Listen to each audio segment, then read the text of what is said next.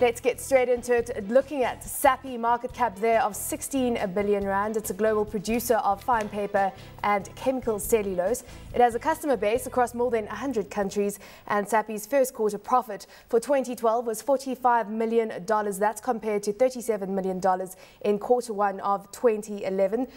Greg, welcome to the show this evening. Of course, Paul, at the end of the week, this week, looking at the paper industry, what are your thoughts on Sappi right now? Looking at the results that came through for the latest quarter, it looks like they're making some headway with their restructuring. I think they're making a lot of headway. You know, this is a share that has been a perennial underperformer for a long time, but finally it looks like they might be turning the corner. Their profits are going up. They're certainly doing the right things. They've reduced capacity. So when you say reduced capacity, to what extent have they actually restructured, reformed their business and cut off that excess fat, some might say?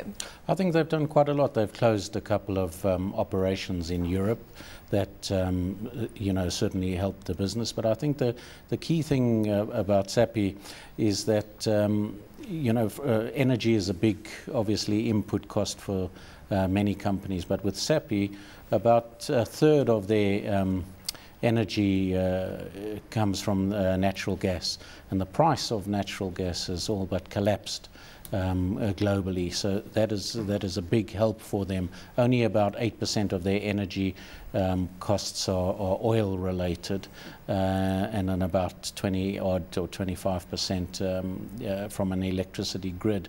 So the fall in natural gas helps them. You know, a 1% change in their energy input cost is about $6 million to the bottom line. So that's I think will stand them in good stead.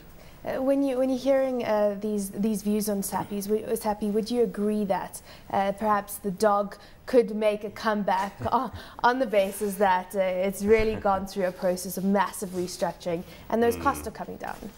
I think you need to understand the history here. You know, Sappi had a golden era in the 1970s and 80s because the Napoleon Bonaparte of the South African industrial scene, Eugene van As, built it into a global player.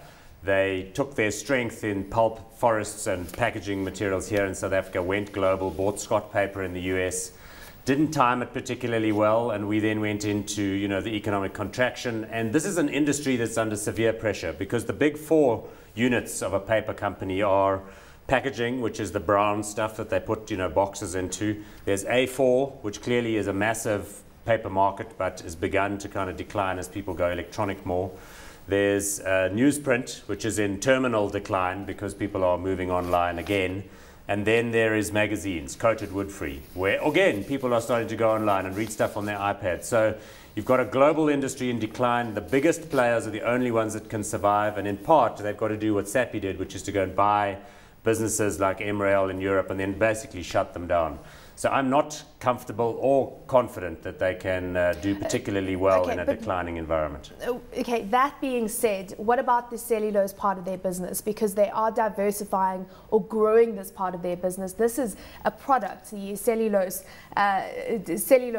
per pulp, which is produced at their SACOR. This is used in products like lipstick. It's used in products like clothing, cell phones. What are your thoughts on their focus here? Well, look, they're a diversified business, so that it's used in many products, as you said, such as lipstick, and there's certainly no slowdown in the demand for lipstick globally. Well, certainly not at CNBC Africa.